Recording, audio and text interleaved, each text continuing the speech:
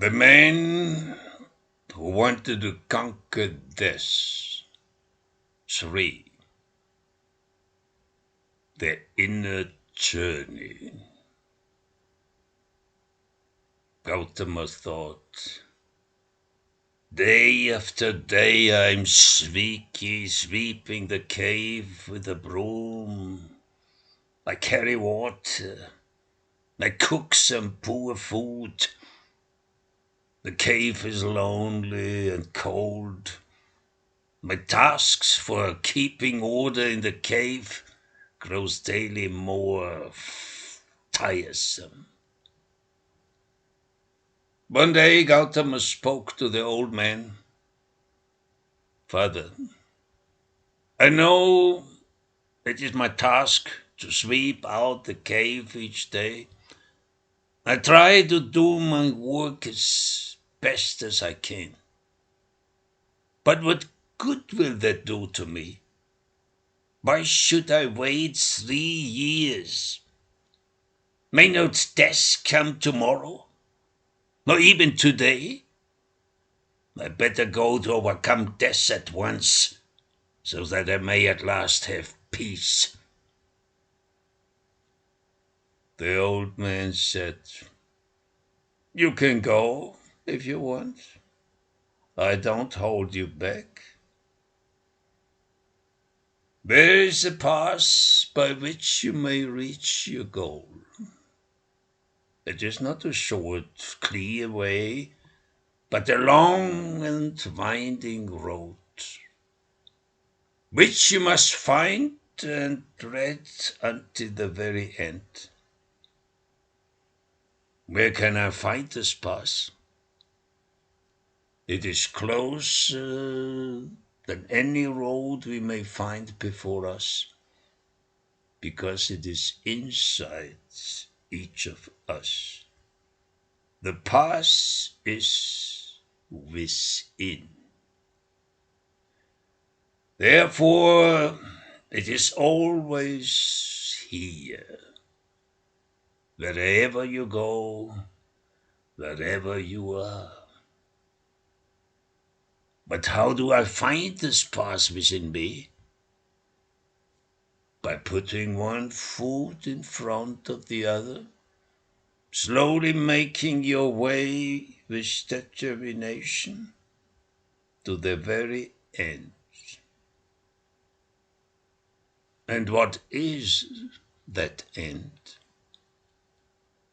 The core of your being. On the inner path you go without moving your feet, yet you never stand still. You are on the path right now. This path lays right in front of you wherever you go. Even when you are asleep, you are on this journey. How do I know that I have chosen the right path for me? If I cannot see ahead more clearly, the real seeing is not with the eyes, but with the mind. The inner path is not to arrive somewhere. Go to the holy mountain. The journey will lead you through many countries. It will also be a journey into the depths of your mind, until you find the source of all wisdom within yourself. People will invite you to stay and to enjoy a good life. If you get attracted, you will not be able to go further. You will lose yourself in enjoying the fleeting pleasures they offer. And you will forget that you are on a search. Don't let yourself get distracted by the pleasant sensations. Otherwise, you will cling to them and will not advance further beyond them. Overcome desires that bind you to your usual state of delusion and ignorance. There are many obstacles along the way until you come to a snowy mountain with a steep pass rising into the clouds. You cannot cross it by walking. You have to fly like a bird to be able to pass it. Your body has to become light as a bird's body. So unburden yourself and you will be able to fly. There are two journeys, the outer and the inner journey. When you pass through all those places, at the same time, look always within. What happens within your mind? The places and people you see and meet, they are not outside of you. They are within your minds. There are images for the inner journey. The most important thing is not the journey you make with the body, but the journey you make within the mind. If you cannot find it within yourself, you will find it nowhere else. Until you come to the sacred mountain, travel on the great way, then go to the north, to the old man of the mountain, and ask him for teaching.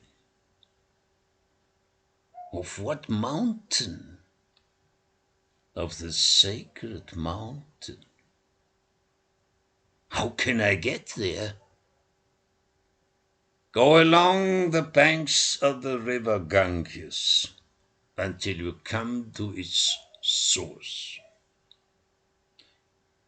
But how shall I recognize that sacred mountain? And how shall I recognize the old man there? When you see him, you will know. Gautama stood up to begin his pilgrimage. The old man called after him, "One more thing, my son.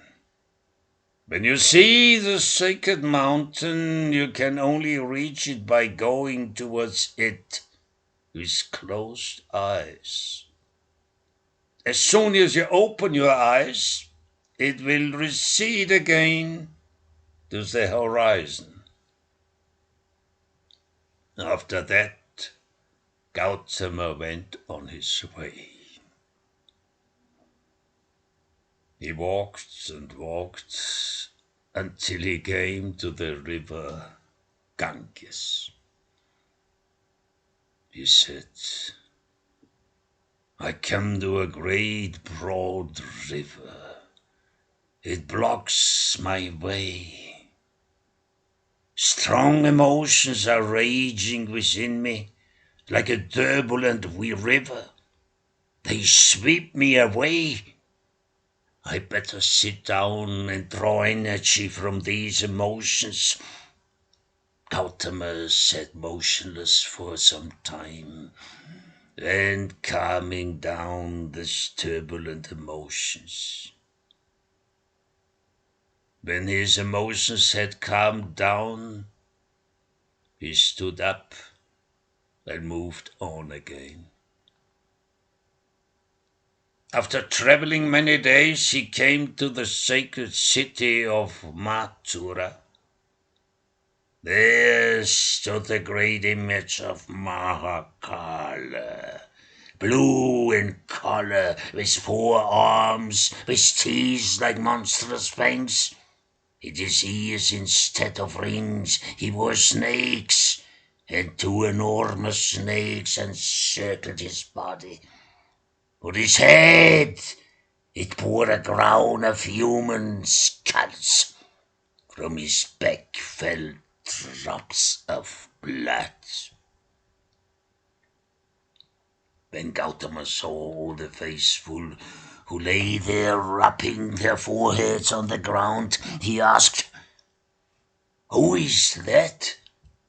The people answered, "Do you not know Mahakara, the mighty lord of time, the all-destroyer?" Gautama asked, "Is Mahakala dead?" Oh, people said, we don't know. Is Mahakala alive? No, we don't know. Why then you do worship Mahakala? Our fathers prayed to him, and their forefathers before them. It is an old tradition we have to respect. Gautama thought, these are fools. They don't know what they are doing. I don't like fools. And he went on his way. After traveling many days, he came to Hastinapura, the city of pleasures. Gautama entered the city and saw all the houses decorated with flower garlands. He heard the sound of dances and songs. He asked a young man, "What festival are you celebrating today?" The man said laughingly, "Strange, every day we have festivals." A group of gaily adorned young men and women came along the street. When they saw Gautama, they said, "Come with us, stranger." But Gautama answered, "I cannot go with you while my task remains undone." Oh, they all laughed and asked, "What sort of task have you to do, you poor man?" Gautama replied, "I want to go to this sacred mountain to learn how to overcome death." And then they all laughed. "Oh, he wants to overcome death. Oh, funny. Why do you bother yourself about death? While you are still alive, enjoy life." Gautama said, "Life is short. You better come with me to overcome death." "Stranger, we have no time." "Why, what have you to do so urgently?" We must dance. And then we must pass and anoint our bodies. And then we must eat and drink. And then comes the night and its shining pleasures. And then we must rest on soft cushions. And then we must dance and sing again. Gautama thought, these are fools. They pass their time with singing and dancing. They do not want to know that death is approaching. And he passed on his way. As Gautama wanted to leave the city, a beautiful woman stopped him. With her dark eyes, she sent him seductive glances. She came close to him and said, "Why are you leaving our city? There's nothing to find out there. Better stay with me. I can give you pleasures beyond all the pleasures you seek. And singing a sweet song, she tried to seduce the seeker. Her graceful limbs moved like branches swaying in a gentle breeze. She wrapped her seductive arms around Gautama like vines around a tree. A thought flashes through Gautama's mind. Why not enjoy the pleasures this woman can give me? Why not taste the sweet honey of her breasts? And in a fire shot up through his body. The fire of passion arose in him. He wanted to stay and enjoy her. But an inner voice warned him, don't get attracted. Remember your goal. Gautama stopped looking at her body. He ignored her seductive glances. He said to himself, she is the embodiment of my sexual fantasies. If I get entangled in my own erotic thoughts, more powerful desires will arouse. She wants to lure me away from my quest. Gautama sat down in meditation. If I remain unmoved, she cannot entangle me anymore. All beautiful forms are empty. Free yourself from her enchantment. After a while, her beautiful form dissolved. Gautama saw that inside she was empty like a bubble. Remembering his goal, he walked on. Again, he was traveling for many days until he came to a great grove. There lived 1,000 holy men, sitting erect in constant meditation, gazing straight ahead with never a flicker of their eyes. By powerful mortification, they had fought their way to the highest knowledge. Knowing Brahman, he himself becomes Brahman. One of the ascetic ate only young shoots of trees. Another ate only 1 grain of rice a day. And why? He said, a fixed diet purifies. Another stood up to his hips in water day and night, and continuously poured water over his head. Gautama asked him, why are you doing this? The ascetic said, water purifies. Then the fish must be the purest beings, because they live all their life in water. Huh? The ascetic did not catch the idea. Another man stood motionless and stared into the sun with eyelids torn off. Gautama asked, why are you doing this? Sunlight purifies. Another stood naked in the sun with 4 fires burning around him. Gautama asked him, why are you doing this? The man said, fire purifies. Others did other things, and thus in this grove such a mass of merit was heaped up by this penitence that Gautama wondered. How can the earth support the weight of so much merit? The ascetics asked him, will you also become one of us and practice the great penance? Gautama answered, no, I have no time to do that. I want to go to the sacred mountain to conquer death. The ascetics said, we also wish to conquer death. How do you conquer death? By becoming one with Brahman. For he, who himself is Brahman, death has no more power over him. But how do you become one with this Brahman?